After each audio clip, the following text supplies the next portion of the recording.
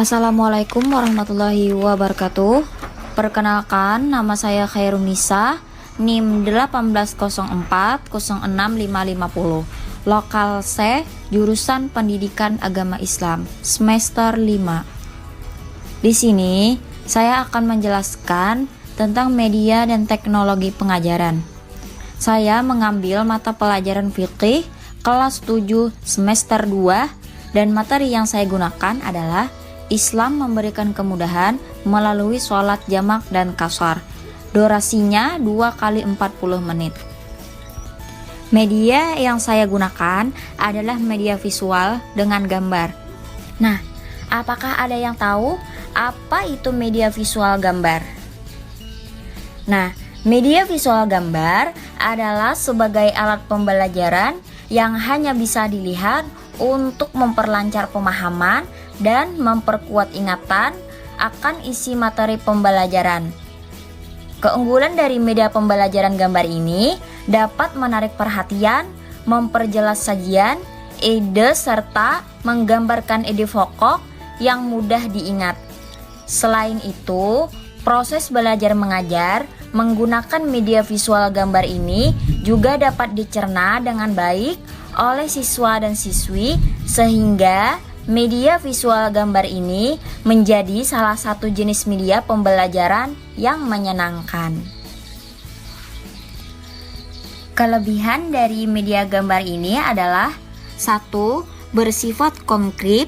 Gambar ini lebih realistis, menunjukkan pokok masalah dibandingkan dengan media verbal semata. 2. Gambar dapat mengatasi batasan ruang dan waktu. Ketiga, media gambar dapat mengatasi keterbatasan pengamatan. Keempat, dapat memperjelas masalah dalam bidang apa saja. Dan yang kelima, harganya murah, mudah didapatkan dan dapat digunakan. Selain memiliki kelebihan, media gambar ini juga memiliki kelemahan. Yang pertama, gambar hanya menampilkan persepsi indera mata. Yang kedua, gambar berada yang terlalu kompleks, kurang efektif untuk kegiatan pembelajaran. Yang ketiga, ukurannya sangat terbatas untuk kelompok besar. Cara menggunakan media gambar, yang pertama adalah kalian harus menyiapkan segala peralatan yang digunakan sehingga saat menggunakan media gambar tidak terburu-buru untuk mencari peralatannya.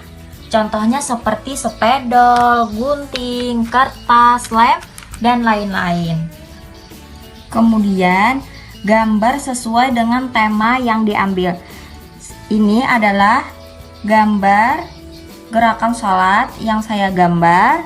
Itu dari niat, takbiratul ihram, sampai dengan salam. Selain itu, untuk gambar-gambarnya, kalian juga bisa menggunakan kamera foto. Jadi, hasil pemotretan itu dicuci atau dicetak gambar-gambar dari hasil pemotretan tersebut. Kemudian bisa kalian tempelkan pada kertas karton dan ditempelkan sesuai dengan tema yang kalian buat.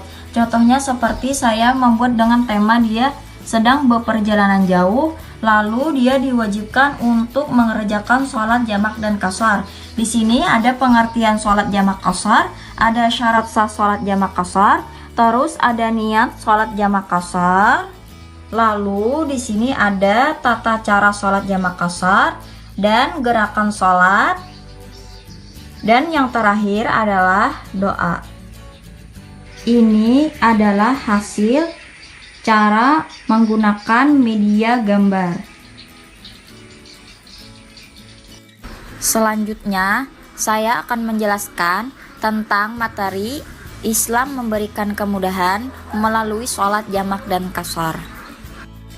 Sebelum kita memasuki pembelajaran, silahkan amati gambar berikut ini. Dalam gambar, diinstruksikan orang-orang yang sedang melakukan perjalanan. Walaupun sedang dalam perjalanan, kita tetap diwajibkan untuk melaksanakan kewajiban, yaitu sholat 5 waktu.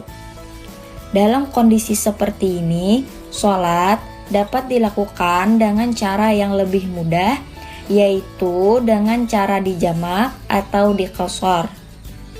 Sholat jamak.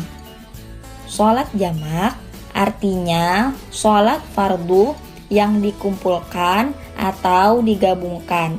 Maksudnya, sholat jamak menggabungkan dua sholat fardu dan mengerjakannya dalam satu waktu saja. Hukum sholat jamak adalah boleh bagi orang yang berada pada kondisi darurat, seperti dalam perjalanan jauh.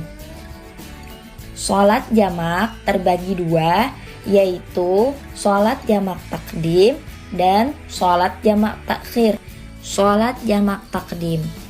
Sholat jamak takdim adalah sholat yang dilakukan dengan cara menggabungkan dua sholat fardu dan dilaksanakan pada saat waktu sholat fardu yang pertama. Contoh, sholat zuhur dengan sholat asar dilaksanakan pada waktu zuhur. Demikian juga sholat maghrib dan sholat isya dilaksanakan pada waktu maghrib. Sholat jamak takhir. Sholat jamak takhir adalah sholat yang dilakukan dengan cara menggabungkan dua sholat fardu dan dilaksanakan pada waktu yang kedua atau terakhir. Contoh, sholat zuhur dan sholat asar dilaksanakan pada waktu sholat asar. Demikian juga sholat maghrib dan sholat isya dilaksanakan pada waktu sholat isya. Syarat sholat jamak. Pertama, pada saat melaksanakan perjalanan jauh, jarak tempuhnya tidak kurang dari 80-64 km. Yang kedua, perjalanan yang dilakukan bertujuan baik, bukan kejahatan dan maksiat. Yang ketiga, sakit atau dalam kesulitan. Yang keempat, sholat yang dijamak adalah sholat adaan tunai, bukan sholat qadha. Yang kelima, berniat menjamak ketika takbiratul ihram. Sholat qashar. Sholat qashar adalah sholat fardu yang diringkas dari 4 rakaat menjadi 2 rakaat. Dengan demikian, sholat fardu yang boleh diqashar adalah sholat zuhur, asar, dan isya. Sedangkan sholat maghrib dan subuh tidak boleh diqashar. Hukum sholat qashar adalah sunnah. Allah Subhanahu wa ta'ala berfirman dalam surah An-Nisa ayat 101 sebagai berikut. Wa idza darabtum fil ardi falaysa 'alaikum junahun an taqsuru minas shalawat in khiftum ay yaftinakumul ladina kafaru innal kafirina kanu lakum 'aduwwan mubina. Artinya, dan apabila kamu berpergian di muka bumi, maka tidaklah mengapa kamu mengqashar salatmu. Jika kamu takut diserang oleh orang-orang kafir, sesungguhnya orang-orang kafir itu adalah musuh yang nyata bagimu. Syarat sholat qashar. Pertama, perjalanan yang dilakukan bertujuan bukan untuk maksiat. Yang kedua, jaraknya jauh, sekurang-kurangnya 80-64 km lebih. Yang ketiga, sholat yang diqashar adalah sholat adaan tunai, bukan sholat qadha. Yang keempat, berniat sholat qashar ketika takbiratul ihram. Bacaan niat sholat jamak takdim, zuhur dan asar adalah lafaz niat sholat maghrib dijamak takdim dengan isya.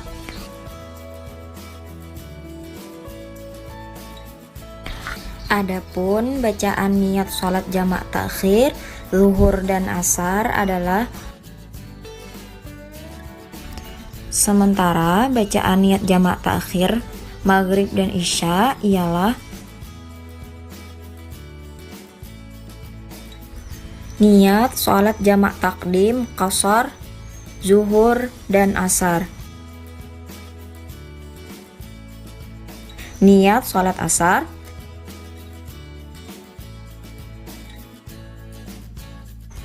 niat sholat jamak takdim qashar, maghrib dan isya. Niat sholat jamak takhir qashar, zuhur dan asar.